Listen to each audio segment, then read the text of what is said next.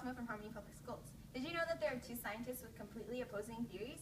Aristotle and Galileo are two famous scientists who had completely clashing theories. Aristotle thought that the weight of an object is directly related to the rate at which that object falls down to Earth. He demonstrated this with a piece of paper and a rock. He would drop these rocks, the rock and the paper, from the same height, and the paper would fall down slower than the rock. He would explain that this was because the rock weighed more than the paper. Galileo saw this and said, if that was true, then how come if you take two papers that are the same weight, but you just crumple the other one, the crumpled paper falls down faster than the uncrumpled paper, even though that they weighed the same? Why is that? Aristotle introduced his theory first. He believed that the weight of an object is directly related to the speed at which it falls down to Earth. He got people to believe him with his rock and feather demonstration. Later, Galileo came along and told him that he was wrong. Well, this was almost 2,000 years after Aristotle's time. Galileo would have been speaking to a skeleton. So he was actually trying to convince Aristotle's followers and not Aristotle himself. He convinced them that weight had nothing to do with it by going on the top of the Leaning Tower of Pisa and dropping a big rock and a tiny rock.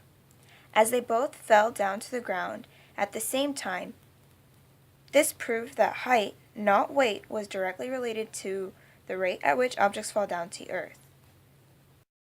Galileo still had to explain to the followers why the feather and rock demonstration still worked.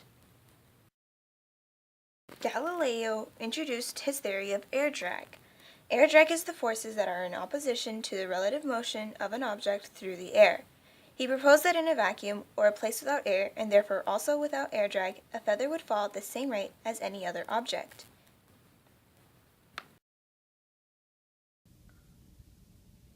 To prove Galileo's theory, nowadays you can use a vacuum.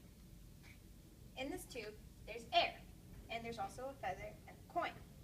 When you flip it, the feather falls down slower than the coin.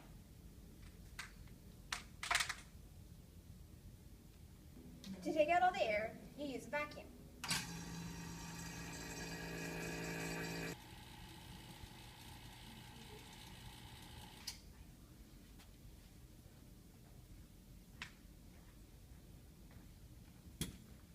There's still some air in it. To take out all the air would be impossible, but this tube is partially vacuum.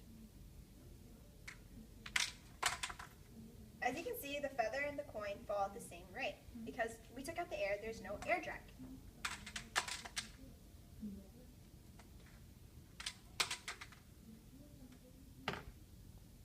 In Galileo's time, he didn't have a vacuum. So, to prove this, he could put a piece of paper on top of a book and drop them. The book would be preventing the air from going up under the paper and causing air drag.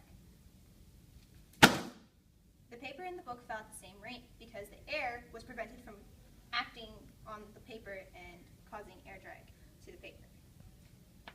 Thanks, Harmony Schools, and for more information, visit my website.